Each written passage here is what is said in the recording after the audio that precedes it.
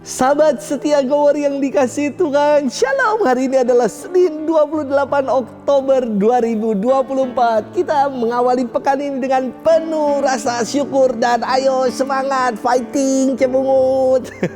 Hari ini bangsa Indonesia merayakan 96 tahun peringatan Sumpah Pemuda yang menjadi tonggak sejarah pemersatu bangsa. Dan hari ini juga kita merayakan pesta Santo Simon dan Yudas Rasul. Yang kita rayakan hari ini adalah Simon yang bukan Petrus, tetapi Simon orang Zelot. Dan Yudas yang bukan Yudas Iskariot, tetapi Yudas Tadeus. Simon yang disebut sebagai orang Zelot adalah saudara Yudas Tadeus dan Yakobus anak Alfeus. Ia dipilih oleh Yesus sebagai rasul. Namanya selalu muncul dalam deretan para rasul dalam keempat Injil. Ia dikenal sebagai Simon orang Zelot, yang berarti rajin, yang meluap-luap semangatnya dalam mempelajari hukum Taurat. Orang Zelot adalah kelompok orang Yahudi yang sangat nasionalis dan sangat fanatik. Mereka berpegang teguh pada Taurat dan turut ambil bagian dalam pemberontakan melawan penjajah Romawi pada tahun 67 hingga 70. Simon orang Zelot adalah orang Kanaan. Kisah hidup dan karyanya sebagai rasul sama sekali tidak tercantum di dalam Injil, kecuali hanya pencantuman namanya sebagai 12 rasul Tuhan. Dalam buku Menologi karya Santo Blasius disebut bahwa Simon orang Zelot wafat sebagai martir di Edessa, Irak. Yudas Tadeus namanya berarti yang berani, merupakan saudara Simon orang Zelot. Tidak diketahui bagaimana dan kapan Yesus memanggilnya menjadi rasul. Tradisi mengakui dia sebagai penulis surat Yudas yang isinya mendorong semangat dan memberi peneguhan kepada umat Kristiani yang berada dalam krisis masa itu. Yudas Tadeus adalah murid yang bertanya kepada Yesus pada malam perjamuan terakhir, "Tuhan, apa sebabnya maka Engkau menyatakan dirimu kepada kami dan bukan kepada dunia?" Yudas Tadeus dihormati sebagai santo pelindung bagi kasus-kasus yang secara manusiawi tidak mungkin dihadapi.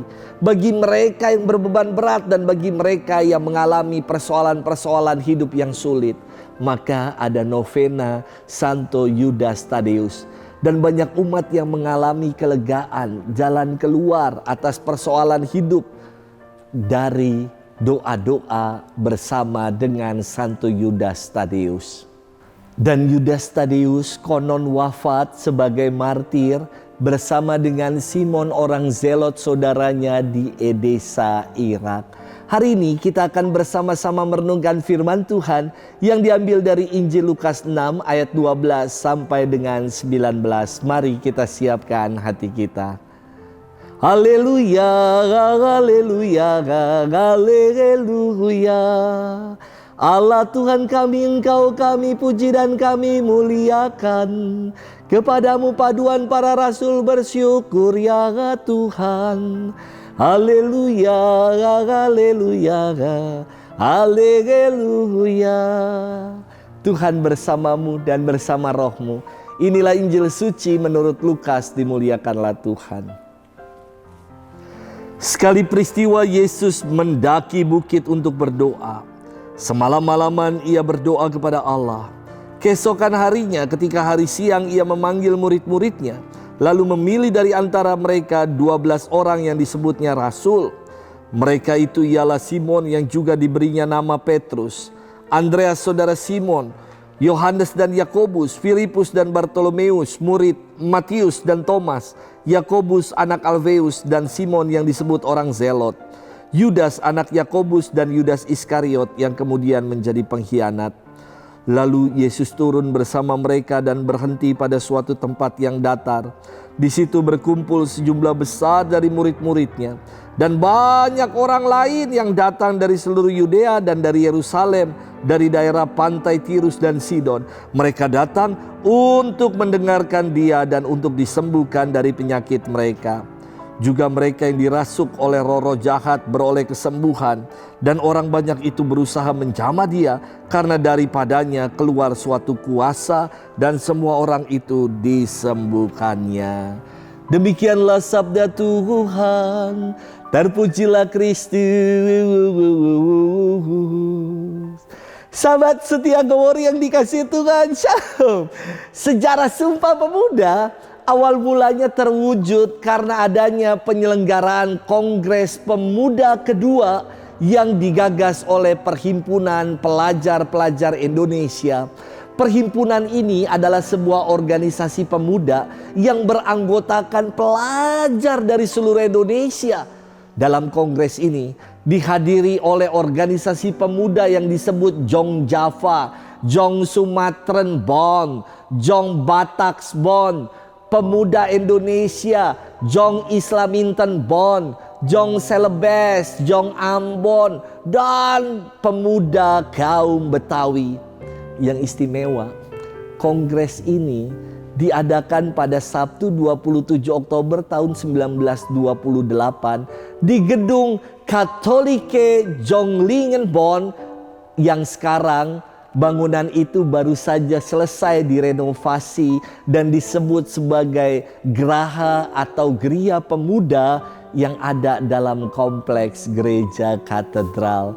Sahabat setia Gowori yang dikasihi Tuhan, hari ini dalam firman Tuhan dikisahkan tentang Yesus yang memilih 12 muridnya yang disebut sebagai rasul.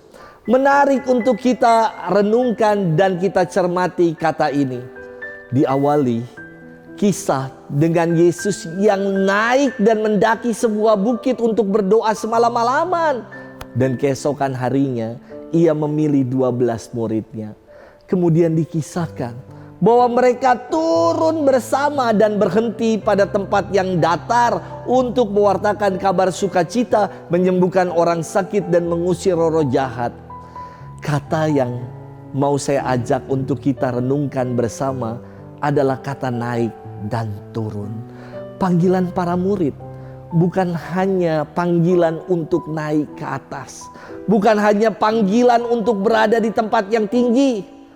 Panggilan menjadi murid adalah perutusan untuk merasul, untuk turun menjadi pelayan dalam kehidupan. Inilah panggilan kita bahwa kita diutus untuk merasul, yakni mewartakan kabar sukacita, bukan hanya dalam kata tetapi dalam perbuatan nyata. Kita dipanggil bukan hanya untuk naik menuju kesuksesan. Kita dipanggil bukan hanya di tempat-tempat tinggi, tempat-tempat yang nyaman dan enak. Kita dipanggil untuk berani turun. Seperti Tuhan sendiri yang mengosongkan dirinya, berani turun menjadi sama, menjadi manusia seperti kita. Kalau dunia mengajarkan untuk menjadi yang terkemuka, menjadi yang terhebat, menjadi yang terbesar di dalam kehidupan, panggilan merasul kita adalah panggilan untuk mau melayani sesama. Sudahkah kita mau buat itu dalam kehidupan ini? Selamat bermenung dan Tuhan memberkati kita selalu dalam nama Bapa dan Putra dan Roh Kudus. Amin.